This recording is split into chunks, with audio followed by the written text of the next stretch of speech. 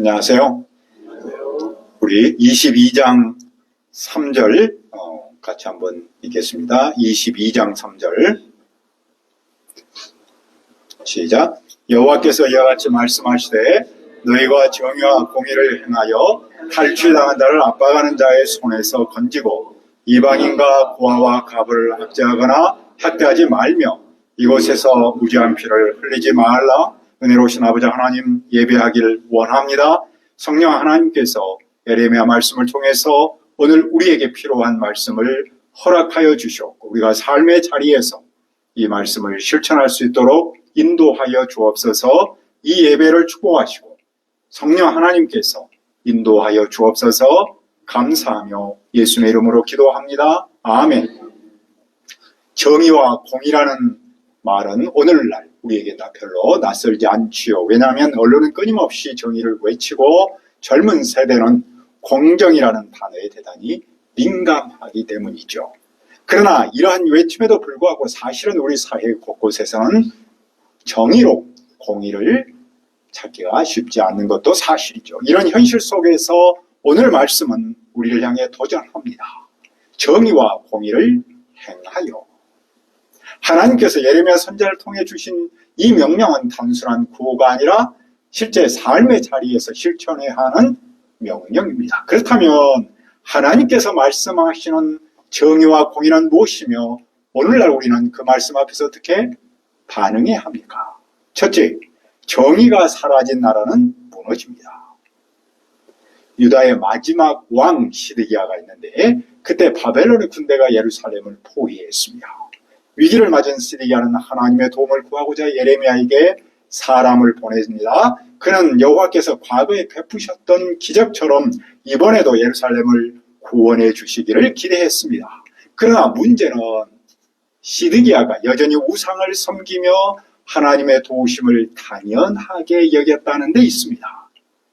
삶은 하나님을 멀리하면서 위기 속에서는 하나님의 기적만을 기대했던 모순된 태도이죠. 이에 대한 예레미야 응답은 충격적입니다. 여호와께서 예루살렘의 무기를 회수하고 친히 뻗은 손과 강한 팔, 분노와 경로로 유다와 싸우겠다고 하십니다. 이 전쟁은 바벨론과 유다 사이의 전쟁이 아닙니다. 그것은 하나님의 공의로운 심판이며 바벨론은 그 심판을 행하는 여호와 하나님의 도구에 불과하죠.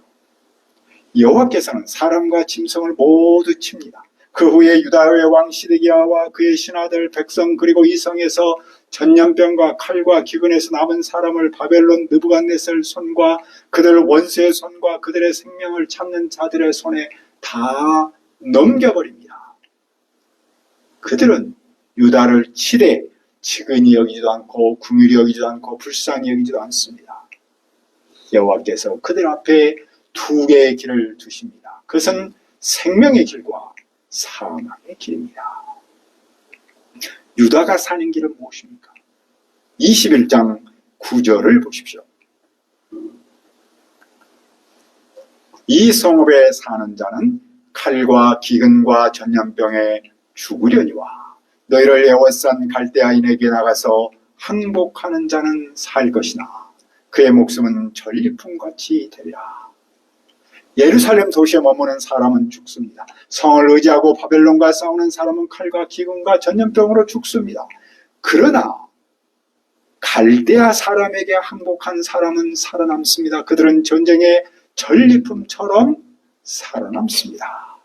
그러니까 그들이 사는 길은 갈대아 사람의 포로가 되는 길이었습니다. 하나님의 백성이라는 자부심으로 산 유다에게는 충격이었고 치욕이었습니다. 그러나 그것이 그들을 향한 하나님의 뜻이었습니다. 왜냐하면 여호와께서 이 성을 향하여 얼굴을 두는 것은 선함을 위함이 아니라 해를 위함이기 때문입니다. 여호와께서 이 성을 바벨론 왕의 손에 넘기고 불로 태워버리기 그런 심판을 준비하셨기 때문입니다. 당시 유다 사회는 애굽을 의지하는 세력, 소위 말하는 프로 이집션이 있었고 바벨론을 의지하는 세력, 프로 바벨론 이 두 세력이 서로 싸우고 있었습니다.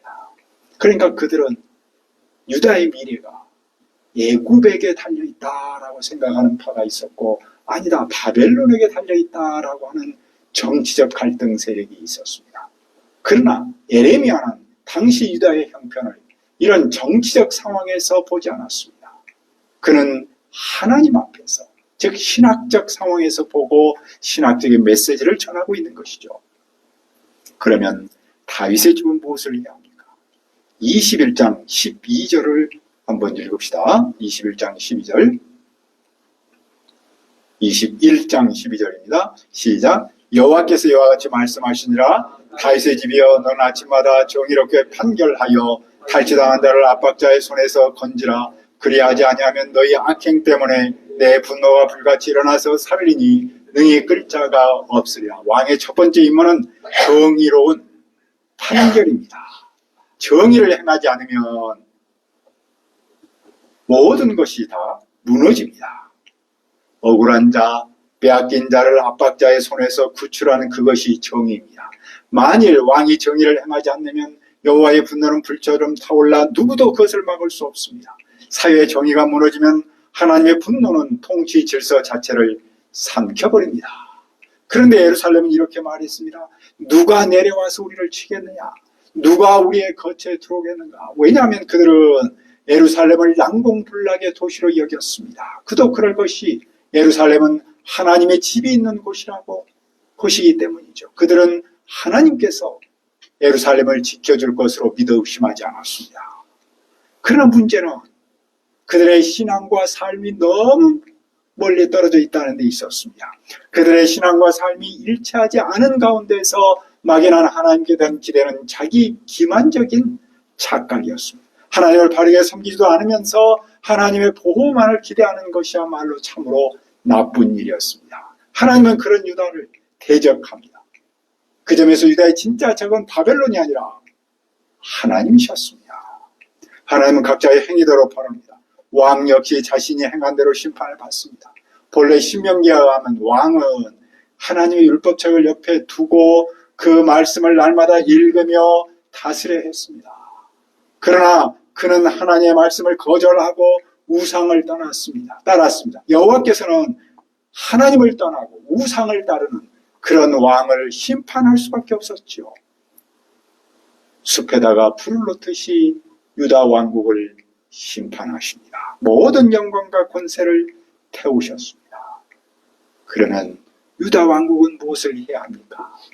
22장 3절은 이렇게 말씀합니다. 여호와께서 이와 같이 말씀하시되 너희가 정의와 공의를 행하여 탈취당한 자를 압박하는 자의 손에서 건지고 이방인과 고아와 과부를 압제하거나 학대하지 말며 이곳에서 무지한 피를 흘리지 말라. 정의는 법적 질서를 바로 세우고 공정한 판단을 내리는 겁니다.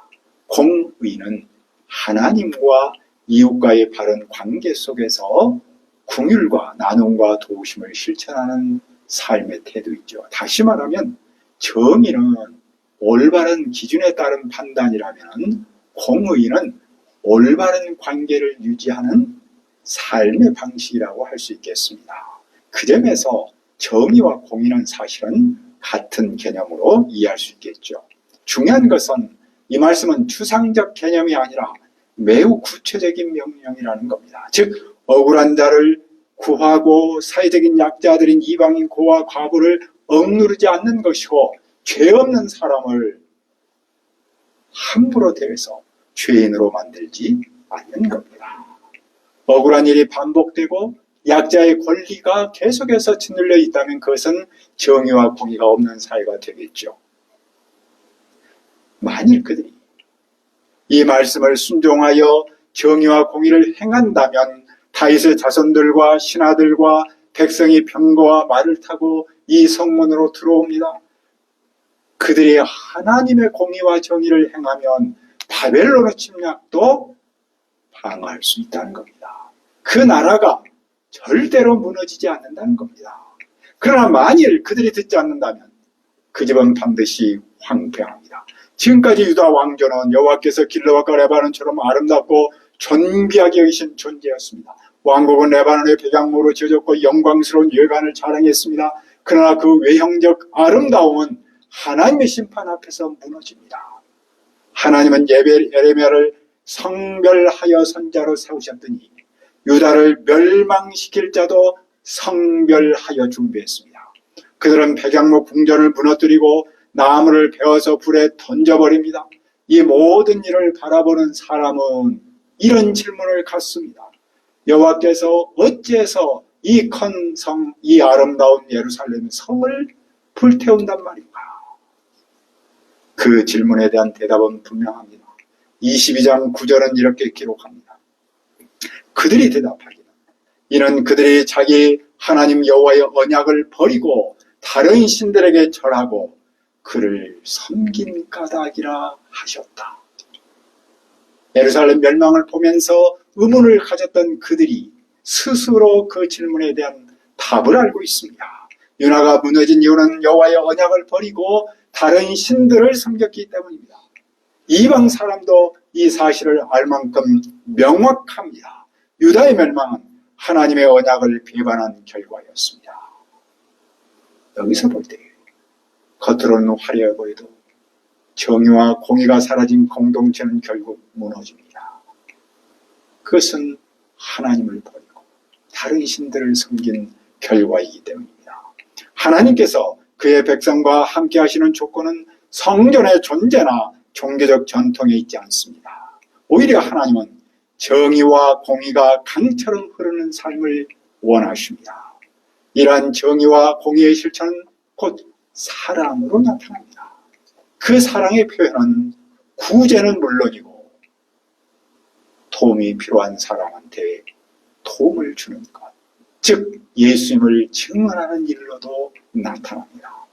도움이 필요한 이웃을 돌아보고 돕는 일은 단순한 사랑이 아닙니다. 그것은 하나님 나라의 가치를 실현하는 정의와 공의의 표현입니다. 우리가 삶의 자리에서 이웃을 사랑함으로써 하나님의 살아계심과 함께 하심을 깊이 경험하기를 바랍니다. 둘째, 공의를 실천하지 않는 지도자는 심판받습니다. 20장 20절부터 30절은 유다의 마지막 시기를 살았던 세 명의 왕, 살룸, 이것은 여호아스를 말하고 또 여호아김, 그리고 마지막으로 고니야, 여고니야라고 부르고 또 여호아키라고도 부릅니다. 이 세 왕에 대해서 말하고 있습니다. 그들의 공통점은 공의를 실천하지 않은 겁니다. 다시 말하면 여호와 하나님을 따르는 대신에 우상을 따랐다는 겁니다. 그 결과로 그들에게는 진정한 공의를 베풀 수 없었던 것이죠. 첫째로 살룸. 사람들은 죽은 사람을 위해 울지도 슬퍼하지도 않아야 합니다. 오히려 잡혀간 사람을 위해 우려합니다. 왜냐하면 그는 다시 고국으로 돌아오지 못하기 때문입니다. 여기서 잡혀간 사람은 살룸입니다. 그는 주전 608년 아버지 요시아의 뒤를 이어 왕에 올랐습니다. 하지만 불과 3개월 만에 애굽에 의해서 폐유되어 포로로 끌려갔습니다. 그는 유다 땅으로 다시 돌아오지 못하고 이방 땅에서 죽었습니다. 그의 죽음은 단지 육신의 죽음을 말하는 것이 아닙니다. 유다 왕국이 이처럼 회복할 수 없다는 사실을 상징적으로 보여주고 있습니다. 그래서 예레미야는 유다 백성을 향해서 이 살룸을 위해서 슬퍼하고 울라라고 말합니다. 둘째로 여호아김. 그는 불의로 집을 세우고 이웃의 품삯도 지급하지 않았습니다. 그는 자기만을 위해 백양목으로 꾸민 화려한 궁궐을 짓는데 몰두했습니다. 그는 외형적 권위와 지장을 통해서 왕권을 유지하려고 했던 겁니다. 하지만 하나님의 평가 기준은 정의와 공의였지요. 여호아김의 아버지 요시아는 먹고 마시되 가난한 자와 궁핍한 자를 변호했습니다. 다시 말해서 그는 정의와 공의를 행하여 형통했습니다. 하나님께서 이렇게 말씀하십니다.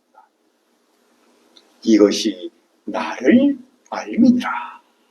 요시아가 정의와 공의를 행하자 하나님은 그런 요시아를 향해서 요시아야말로 나를 알고 있다라고 하신 겁니다. 하나님을 아는 것은 추상적 지식이 아니라 정의와 공의로 나타나는 삶의 실천입니다. 하나님을 안다고 하면서 정의와 공의를 행하지 않는다면 사실은 그 사람은 하나님을 모르는 거죠. 하나님을 아느냐 모르느냐가 정의와 공의를 행하느냐 행하지 않느냐로 나타납니다. 한 나라, 한 공동체의 위기와 형통은 어디 있습니까? 정의와 공의에 대하여 지도자의 무시와 실천에 달려있다고 말합니다. 지도자가 정의와 공의를 실천하면 교회가 살고 나라가 삽니다. 그런데 그 일이 어디서부터 시작합니까? 바로 하나님을 알면서부터 시작합니다. 그러나 여호와김의 눈과 마음은 사욕을 채우고 죄 없는 자의 피를 흘리며 백성을 탄압하고 착취하는 데만 쏠려 있었습니다. 그는 애굽의 바로 느고에 의해 왕이 되었습니다. 그는 바벨론과 싸우다가 죽임을 당했습니다.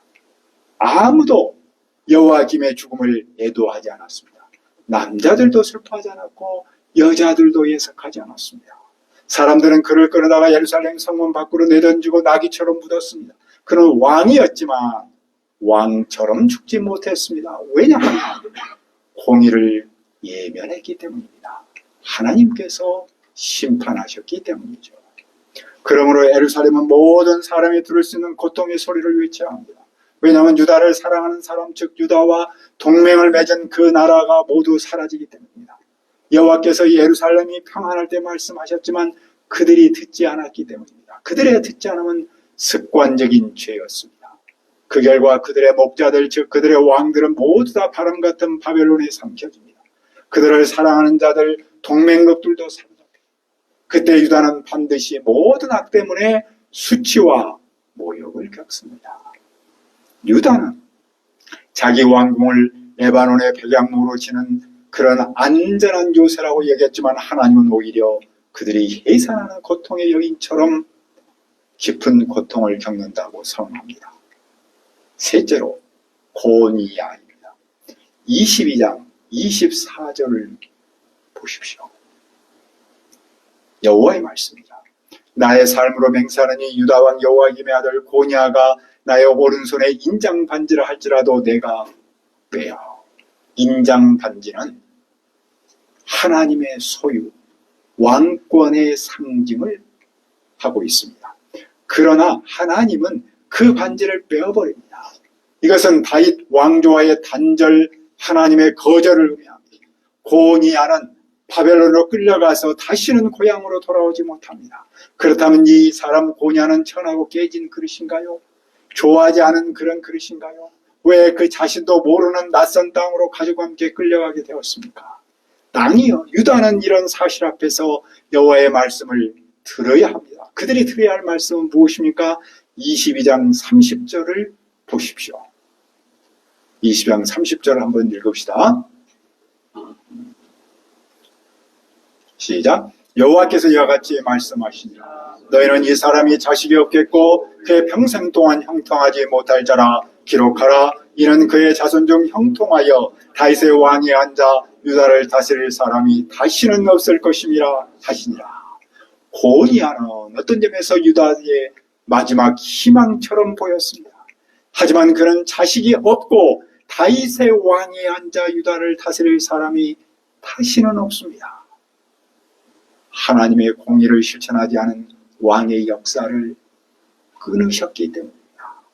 하나님은 희망의 싹 자체를 잘라버리셨습니다. 그런데 놀라운 사실이 있습니다. 여호와는 바벨론에서 놀라운 일을 행하셨습니다. 바벨론으로 포로로 끌려간 이 고니야, 즉 여호와긴 자손 가운데 스알디엘과 부다야가 있습니다. 부다야는 스룹바벨을 낳았습니다. 이 스룹바벨은 70년 후에 유다 백성이 포로로 해방될 때 예루살렘으로 돌아와서 성전을 재건하는 일의 지도자로 쓰임받습니다. 스룹바벨은 그러니까 여호와 긴의 손자에 해당하는 왕손이죠.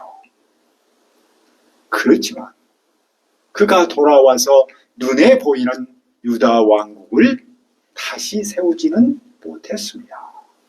그런데 마태복음 1장에 보면 그는 하나님의 구속 역사에서 중요한 역할을 감당했습니다. 마태복음 1장 12절은 이렇게 기록합니다. 바벨론으로 사로잡혀간 후에 여고냐는 고니아입니다. 스알디엘을 낳고 스알디엘은 수룹바벨을 낳고 여고냐 고니아 즉 여호와김, 여기서는 스알디엘이 수룹바벨을 낳았다라고 말합니다. 앞에서는 부다야가 수룹바벨의 아버지로 나와 있는데, 그래서 우리는 부다야는 혈통적 아버지고 스알디엘은 법적 아버지로 이해합니다. 중요한 점은 바로 이 수룹바벨의 후손 속에서 여고냐의 후손 속에서 예수 그리스도가 태어났다는 데 있습니다. 예수 그리스도는 여고냐 수룹바벨 후손으로 오셨습니다. 즉 다윗의 후손이죠. 하나님은 인간의 불의와 실패 속에서도 구속의 역사를 멈추지 않으셨습니다. 그 백성은 언약을 파괴했지만 하나님은 새 언약을 통해서 그 언약을 이루어갑니다. 마침내 하나님은 예수 그리스도를 통해서 새로운 다윗 왕국을 세우셨습니다. 정의가 사라지면 나라는 무너지고 공의를 외면한 지도자는 끝내 심판받습니다. 하나님의 백성은 말씀을 듣는 자일뿐만 아니라 정의와 공의를 실천하는 자이기도 합니다. 정의와 공의는 도움이 필요한 이웃을 돌보는 사랑의 실천으로 나타납니다. 그 사랑의 실천은 물질적 지원은 물론이고 예수 그리스도를 증언하는 전도를 포함합니다. 예수 그리스도는 십자가 위에서 하나님의 공의를 온전히 이루었고 동시에 죄인을 향한 하나님의 사랑을 나타내셨습니다. 그 점에서 십자가는 공의와 사랑이 만나는 자리라고 할 수 있겠죠. 우리는 예수 그리스도의 십자가의 은혜를 입은 사람들입니다. 이제 삶의 자리에서 정의와 공의를 실천할 수 있기를 기도합니다. 은혜로우신 아버지 하나님, 이 시간에 정의와 공의를 다시 한번 깨우쳐 주셔서 감사합니다. 정의와 공의가 우리의 삶의 자리에서 사랑의 실천으로 나타나도록 도와주옵소서. 도움이 필요한 이웃에게 예수님을 증언하고 또 그들에게 필요한 것들을 돌보며 사랑을 실천할 수 있는 우리 한 사람 한 사람이 되게 하시고 우리의 교회가 되도록 도와주옵소서. 감사하고 예수님의 이름으로 기도합니다. 아멘.